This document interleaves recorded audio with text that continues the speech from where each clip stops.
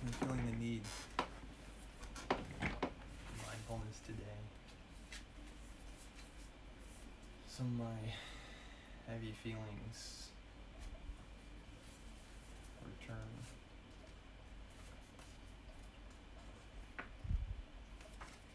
Alright. Take a quick breath in. Breathe out. Let's go on our journey to the land of mindfulness. Embrace the positive messages.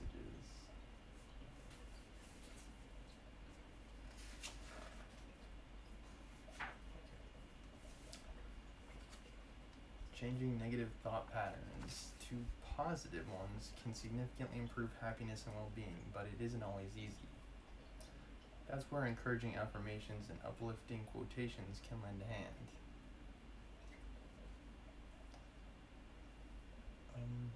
Sometimes those can help.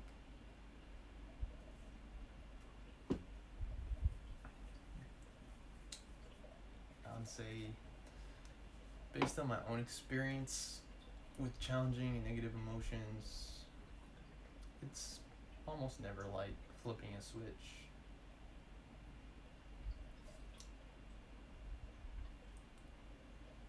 Sometimes it just takes time for those feelings to pass. My long-term relationship, it says here, came to an end at the start of the year. The first thing a close friend suggested was following a stream of positivity accounts on Instagram. At first, I cringed at the cliche, but soon found myself saving quote after quote to my camera roll. In moments of despair, I found my bank of encouraging messages a great comfort, and I realized I wasn't the only one with this habit.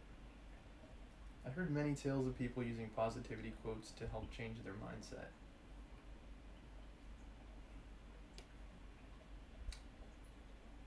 Positive thought patterns. Psychotherapist Uxli Chotai explains why engaging with positive thought can be influential. Positive affirmations make us more aware of our thought processes and encourage self-compassion, which can help us retrain our inner dialogue. She says, even better, the more you work on improving happiness levels, the more positive you become. Positivity breeds positivity. I would agree with that. I think it can be a chain reaction to almost like the domino effect in a way. For some people and in some situations, like something negative happens, like you go through a breakup, or you lose your job, or you get into a car accident, something like that, and then you just feel bad for like a week, a month, a year, or days and weeks. And sometimes like a positive thing happens. You get the job, or you ask someone out and they accept. Like even something that simple can set you on the right track. I think celebrating your wins and victories is a good way to shift your mindset a little bit if you tend towards the negative. And sometimes it can be a matter of reframing, like moving the goalposts in a way. Where it's like before, this was my standard for happiness. Now, I've changed my expectations, and it's easier for me to find happiness as a result. Psychiatrist Arghya Sarkar elaborates. The brain can be conceptualized as a network of complex electrical wirings, synapse to synapse, how neurons fire. Studies have shown how these circuits can be dampened when negative thinking becomes a default mode. while encouraging comments and affirmations that bring about positive experiences can help to strengthen these networks instead. Actually, it's pretty fascinating. If you compare and contrast the brain activity of a person with depression and a normal person, you can see it play out, like a change in how those neurons interact with each other. Let's see, I might be able to show you a picture, guys.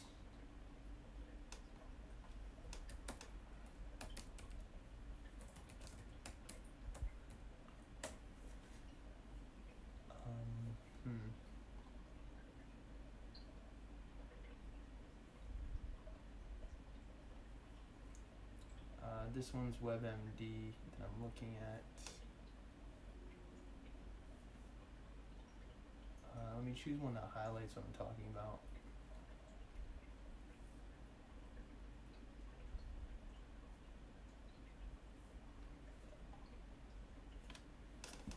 Okay. And I hope that you guys can see it. Yes. So the brain that you guys are seeing on the right, my left, has that decrease in activity. It's like almost like a wet towel or something. Like it dampens, it changes the way you perceive the worlds. And then for someone who's not depressed, as you can see here, there's a lot of firing, a lot of activity. It's not to say that depressed people are less intelligent than smart people. That's not the case at all. It's more so the case that depressed people literally see the world differently than a non-depressed person.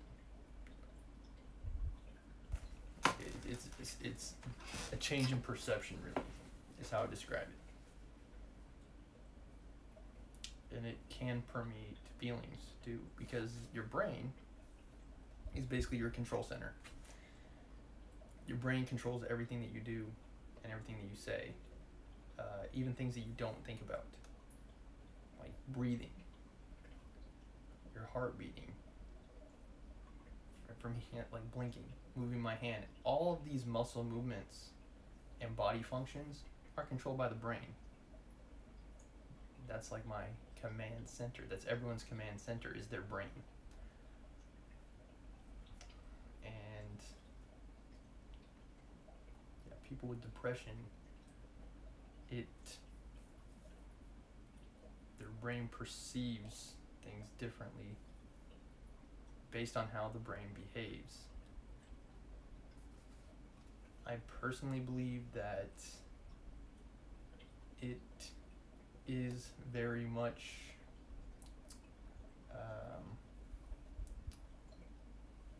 biological, hereditary.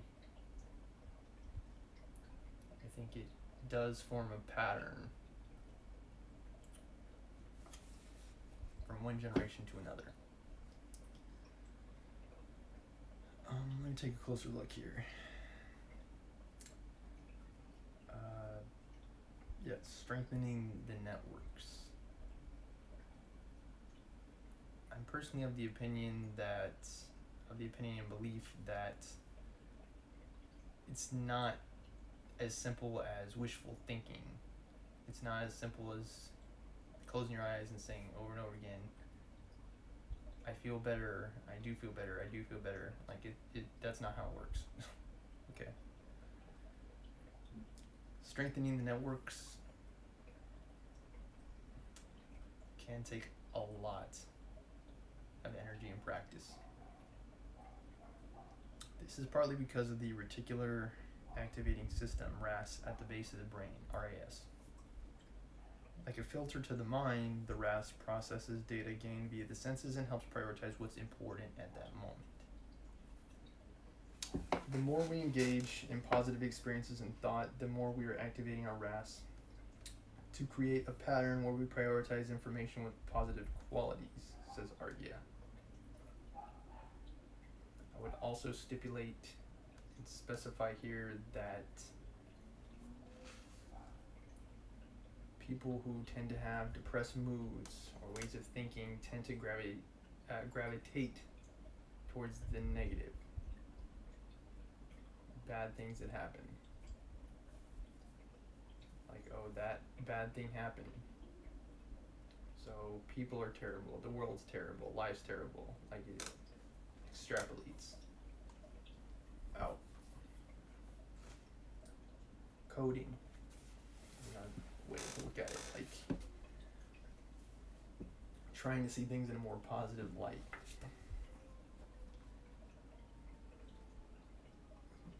Creating new patterns. Let's see what this has to say about creating those patterns. In other words, the more positivity that surrounds people, the more their ability to appreciate it improves. This can be described as the therapeutic vicious cycle, says Argia. As RAS is connected with the circuits in our brain that relate to mood in the cortex, it also helps to activate these circuits. We then tend to look out for similar experiences and the therapeutic cycle continues. While the science makes sense, deciding to be and remain positive can be tough. What is easier is learning techniques that you can incorporate into daily life. Practicing positivity. Nadia Narain, the co-author of Self-Care for the Real World, Practical Self-Care Advice for Every Day, says the first step to embracing more positive thought patterns is to notice how you think in certain situations. What do you think when you look in the mirror? Do you focus on what's wrong with your face and body and let those bad thoughts fill you up, or do you simply notice? Once you become aware of what you are thinking, you start to change those thoughts. In this case, thinking all the positives about your body. For the second step, Nadia suggests changing the language you use when talking to yourself. Try to have a different conversation with yourself. Instead of using phrases like, I never or I can't, reframe it by using words like, I'm willing to or I will try. Like I keep saying, a lot of this is based on perspective too. It's like interactions. It's like I never go on dates or something like that. I never get promoted. Well, there could be multiple reasons for that. Yeah, I'm willing to, I will try. It can work based on the circumstance and situation. I'd say look at the situation at hand. If you find this difficult, that's when affirmations and quotes can be so useful. They give you something specific to focus on and provide a structured way to include positivity in your day. Nadia suggests putting them in places where you'll see them regularly, such as on the refrigerator or on a dressing table, or uploading them as a background on your phone. Positive thinking is a constant work in progress, and it takes time to find out what works for you. But working on it can have such an amazingly wide effect on your well-being, adds Nadia. Navigating the negative. While incorporating positivity into your day is important, learning to deal with negative is also crucial. On this note, I would say for some people, they are really going to have to focus on the positive, however small. I had the breakfast that I wanted to today. I had 4 blueberry waffles. That's exactly what I wanted. That's exactly how I want to start the day. Like, even just focusing on that can change the script for the rest of the day. Because it's like, that good thing happened. Yeah, it's like that good thing happened. Because there's always going to be negativity. There's always going to be bad things happening. Like, oh, there was a storm that happened. Oh, there's a pandemic that happened. People got sick and died from the pandemic. There were war. You can go on and on and on. Like, there is a lot of negativity in the world. It's almost never hard to find. There's always going to be room for improvements in the world. And recognizing that is a powerful tool. It's like, how will I process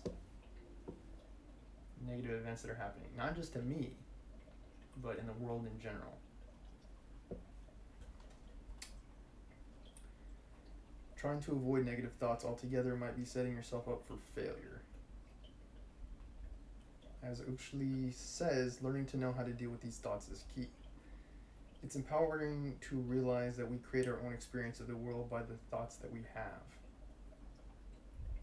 The first step in letting go of negative thoughts is accepting that they come and go. Once you have self-awareness and notice that you're experiencing a negative thought, you realize that it's just a thought and not reality, says Oakley. Often negative thought patterns cycle because we believe them to be true, but a thought is only a thought. It is not reflective of reality.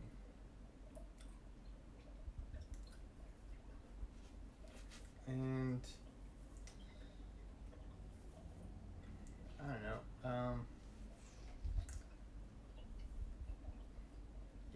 I would say, if you have a thought, try to identify the origin. Some of it is based in a fleeting situation or scenario. I think one thing that really hey SKG, thank you for watching, thank you for visiting the show. I think one thing that really helps, at least me personally, to think about is that nothing lasts. Everything is temporary, in a sense. So it's like, one way of thinking about it is, if you have a toothache or something like that, it's like, yeah, eventually you'll see the dentist, or you'll get a filling, or et cetera, et cetera. Eventually the pain is going to go away at some point. I realize that's not always going to be the case.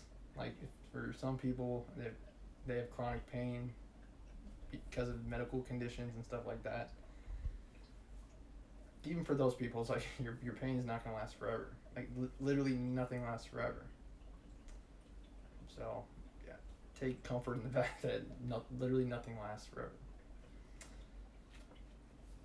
Okay. It is never too late to be what you might have been, he says. And that's something else that I think about too. It's like, your story is still being written. And that's something that my mom sometimes reminds me of too. It's like, you can always rewrite your story. You may not be a doctor or a lawyer, but you can always go back to school. Especially if you have money. And there's, feathers and lines and leaves on these words.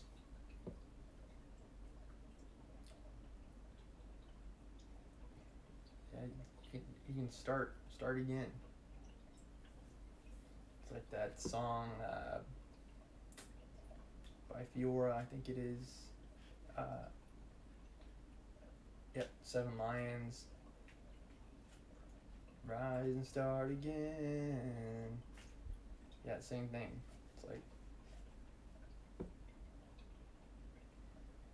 starting anew.